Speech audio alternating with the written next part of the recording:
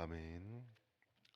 오늘 요한복음 7장 37절부터 44절까지 말씀은 참 생수이신 예수님에 대해서 우리에게 말씀해 주고 있습니다. 물이 필요한 이유는 목마름이 있기 때문입니다. 예, 근데 이 물이 필요한 이유가 목마름이 있기 때문이다라는 건 사실 절반이죠. 물은 우리가 때로는 목마름을 느끼지 못할지라도 반드시 있어야만 하는 필수적인 것입니다. 사람의 가지고 있는 우리가 뭐 과학적으로 의학적으로 설명하지 않아도 사람의 몸의 상당한 부분을 수분이 차지하고 있다는 것을 우리는 알고 있고요. 또 많은 이들이 물을 잘 안 먹는 이들이 이제 물하고 식욕을 헷갈려 해서 물 대신에 뭐 음식으로 채운다 이런 의학적인 얘기도 있고, 노화라는 것이 결국은 몸에 수분이 빠져나가는 것이다라는 여러 가지 이야기가 있듯이 물은 우리들에게 굉장히 중요합니다. 제가 왜 이렇게 갑자기 새벽부터 물이 중요하다, 뭐 과학이 어쩌다, 의학이 어쩌다고 말씀드리는 이유는, 우리가 오늘 이 말씀을 바라보시면 생수라는 것에 집중을 하는데 거기에 집중하다 보니까 한 가지 놓치는 게 있습니다. 그것은 바로 37절의 시점입니다. 예수님께서 이 생수의 강을 말씀하는 시점이 명절 끝날, 곧 큰 날이라고 되어 있습니다. 하나님께 와서 제사를 드리고 하나님께 와서 명절, 이스라엘의 명절이라는 것은 결국 하나님께 제사를 드리는 영적인 의미가 담겨져 있거든요. 그 명절이 끝날이라는 것은 우리식으로 쉽게 표현하자면 집회가 시작돼서 집회가 끝날 때, 소위 말해 은혜로 인해서 지나가는 시간들이 거의 끝자락에 이르러 내가 뭐 일주일이 됐던 그 기간 동안에 하나님께 큰 은혜를 받고 주님께 뭐 은혜를 드리고 내가 드려야 될 예배를 다 드리고 신앙적인 활동을 다 하고 이런 시점입니다. 종교적으로 보았을 때는 어떤 의무라든지 행동이 다 끝날 때쯤이라는 거죠. 우리가 모든 것을 다 하고 있을 때입니다. 그런데 이 시점이 예수께서 다른 어떤 말보다, 우리가 흔히 쉽게 생각하면 이렇게까지 일주일이나 예배를 드리고 집중해서 했으면은 소위 은혜도 받고 하나님께서 우리를 만져주시고 우리를 북돋아 주셨을 거라고 생각하는 그 시점에 예수께서 갑자기 목마름에 대해서 말씀을 합니다. 이것을 역으로 뒤집으면 이 목마름이 진짜 해결되지 않은 채 종교 활동으로만 계속 그냥 자기의 습관을 따라 제사를 드리고 하나님을 쫓는다 얘기하고 율법의 행위를 지키는 것으로 끝나는 경우가 많다라는 거죠. 그럼 그걸 결정적으로 가르는 그 근본 차이가 어디에 있느냐? 그게 바로 이제 예수님에 대해서, 이 모든 제사나 명절들이 결국 지향하는 것은 하나님 앞에 구별되는 것과 그 구별됨을 위해서 이 땅에 하나님께서 보내주신 복음, 그 예수를 믿고 그 예수 안에서 변화되어지고 회복되어지는 삶이 결국은 이 모든 제사 속에 담겨져 있는 궁극적인 의미거든요. 1절 말씀 보시면 목마르거든이라고 되어져 있습니다. 제사가 끝날 때쯤 영적 목마름이 없어야 되는데 목마름에 대해서 말씀을 하고, 2절에 보시면 그 1절에 또 보시면 누구든지라고 말씀하셔서 이 갈증의 실체는 누구든지 모든 사람에게든지 다 적용되어지고 모든 사람들이 진지하게 물어봐야 하는 것이고 살펴봐야 하는 것임을 예수께서 말씀하고 있습니다. 그리고 예수께서는 이렇게 갈증이 누구에게든지 있고 그 목마름이 실제적으로 해결이 돼야 됨을 말씀하며 그 해결이 바로 예수님 안에 있다라고 말씀하고 있습니다. 37절 누구든지 목마르거든 내게로 와서 마셔라. 바로 예수님께서 갈증을 해결할 수 있는 유일한 생수라는 거죠. 복잡하고 또 오래되어 있는 전통에 따라서 드리는 제사법들이 다 완료되고 난 이후에 예수께서는 이와 같은 제사 그 자체의 행위가 의미를 온전히 깨닫지 못하면, 예수님께로 돌아오는 이 예수 믿음이 회복되지 않으면 영적인 해갈이 이루어지지 않음을 말씀하는 것입니다. 예수님께서는 내게로 와서 마셔라고 하셨습니다. 그럼 어떻게 예수를 마실 수 있는가? 38절 말씀 보시면 나를 믿는 것이 바로 예수를 마시는 것. 그래서 그를 믿을 때 성경에서 말하는 것처럼 배에서 생수의 강이 흘러나게 될 것이다 라고 말씀을 합니다. 그리고 이 생수의 강은 39절 말씀 보시면은요, 믿는 자들에게 받을 성령을 가리켜 일으키는 것이다.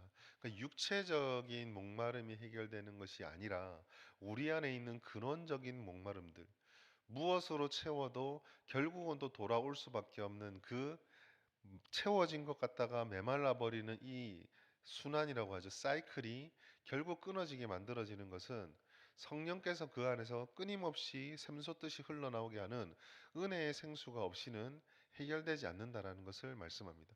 다시 원론적으로 처음으로 돌아갔을 때에 제사를 너희가 빠짐없이 드리고 있고 그 율법을 다 지켰다고 하여도 예수를 알지 못하는 이 원리, 주님께서 하나님께서 이 제사법들을 통해서 예수님을 바라보도록 하셨는데 그 예수를 바라보지 못하면 아무리 열심을 다해 드렸던 제사를 할지라도 우리 안에 있는 진정한 영적인 갈증을 해결할 방법은 없다라는 것을 말씀해 주고 있는 거죠. 오늘 이 말씀을 따라서 두 반응이 나타납니다. 첫 번째는 정말 예수가 진짜 선지자가 맞구나라고 인정하는 사람이 등장을 합니다. 아마 이 사람들은 예수를 믿음으로 그 안에 성령께서 주시는 해갈이 일어나게 되겠죠. 그런데 여지없이 여기도 반대자가 등장을 합니다.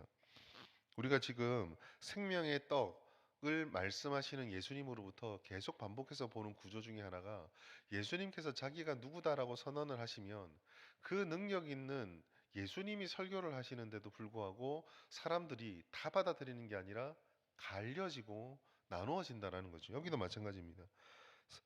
예수를 선지자라고 말하는 사람이 있는데 반대로 41절에 보시면 그리스도가 어찌 갈릴리에서 나오겠느냐라고 말하는 사람이 있습니다. 받아들이지 않는 거죠. 우리가 주목해서 봐야 될 것은요. 이 반대하는 사람들이 왜 예수를 받아들이지 않는가에 대한 한편의 단면이에요.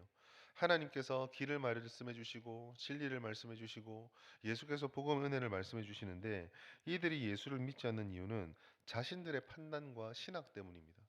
성경을 거론해요. 32절에 성경에 이르기를 그리스도는 다윗의 씨로 또 다윗이 살던 마을 베들레헴에서 나오리라 하셨던 이 말씀, 하나님의 말씀을 가지고 또 예수를 배척을 하고 있거든요. 여전히 자기의 신학과 자기의 신념과 자기의 지식을 가지고 자기의 판단을 가지고 예수를 배척을 하고 있습니다.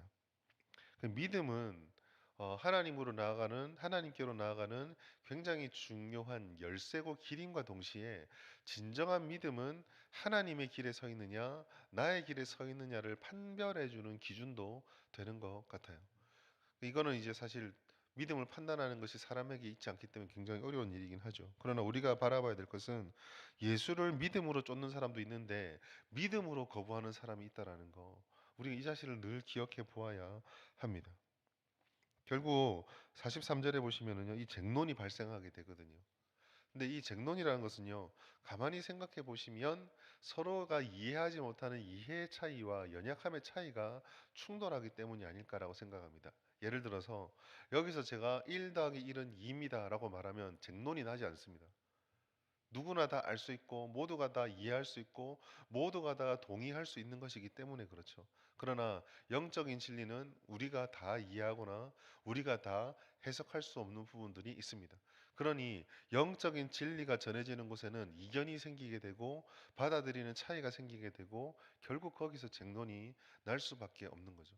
이 쟁론의 차이를 결정지어 주는 것은 이걸 극복해 주는 것은 누가 더 논리적이고 누가 더 강력한 논증을 제시하느냐에 있는 것이 아니라 참다운 믿음을 따라 주님을 향하여 서 있느냐에 따라서 하나님께서 결정지어 주시는 것 같아요. 결국 우리는 이러한 차이들 앞에서 우리 자신들을 조금 더 돌아보아야 합니다. 첫 번째는 우리는 예수만으로 채워질 수밖에 없는 이 영적인 갈증의 상태를 인지하고 인정하고 깨닫고 있는가? 모든 문제의 첫 번째 해결은요, 문제가 있다라는 것을 생각하고 깨닫게 되는 순간부터 해결할 수가 있습니다. 내 안에 예수만이 아니면 채울 수 없는 영적 갈증이 있다라는 것. 여러분, 심지어 이것은요, 우리가 예수를 믿었기 때문에 앞으로는 영원히 갈증이 없다라는 것. 물론 그 궁극적으로는 그렇게 되겠지만, 여전히 우리가 이 땅을 살아가면서 우리 가운데는 연약함과 부족함 때문에 성령께서 채워주시는 일상의 채워줌이 반드시 필요합니다. 그러니까 내가 주님께서 주시는 영혼의 갈증, 해결해 주시는 그 영적 갈증에 갈증이 있음을 깨닫는 것과 그 깨닫고 나서 두 번째로 오늘 우리에게 주시는 주님의 말씀은 예수님을 의지해서 이 영적인 갈증을 해결할 수 있는 은혜를 구하고 주님이 주시는 성령의 은혜 가운데 날마다 내 안에 여러 가지 모양으로 찾아오는 그 갈증, 부족함, 답답함들을 해결하고자 하는 믿음이 있어야 합니다. 그것이 세상의 어떤 것들을 채워진다고 해서 진정한 해결은 되지 못하거든요. 잠깐의 만족이 우리에게 주어질 때 우리는 그것으로 조금 힘을 얻고 일어설 수 있을지 모르나 그러한 것들은 우리가 궁극적으로 추구해야 되는 것은 아닙니다. 매 순간마다 예수님께서 나와 함께 하시고 나의 구주 되심을 믿으며 그 어떤 상황 가운데 들어갈지라도 예수께서 주시는 그 성령의 충만한 은혜, 그 갈증을 해결해 주시는 은혜를 가지고 우리의 삶을 살아갈 때 우리의 매일에 다가오는 수많은 상황들을 견뎌내고 이겨내고 감당하면서 걸어갈 수 있게 되는 거죠.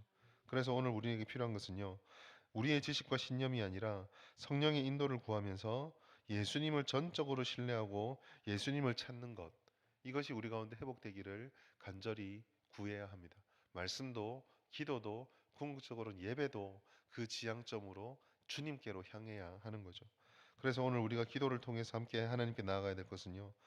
예수님을 믿는 온전히 믿는 믿음을 주시고 성령을 통해서 우리의 상황에 따라 왔다 갔다 하는 우리의 상태가 아니라 우리 마음 가장 깊은 곳에서부터 그 갈증의 근원이 해결되어지는 생수의 강이 약속해 주신 것처럼 우리 가운데 넘치게 하여 주시옵소서라고 기도해야 하겠습니다. 오늘도 주님께서 약속의 말씀처럼 누구든지 예수를 믿는 자는 이 생수를 주신다고 하셨습니다. 주님께서 주신 이 약속을 믿고 예수를 믿고 주님 앞에 의지하고 하루를 살아내시면서 주와 동행하며 제 세상이 줄 수 없는 예수님이 주시는 생명수를 누리면서 오늘도 주 안에서 충만한 삶을 살아가시는 우리 모든 성도님 되시기를 예수님의 이름으로 축복합니다.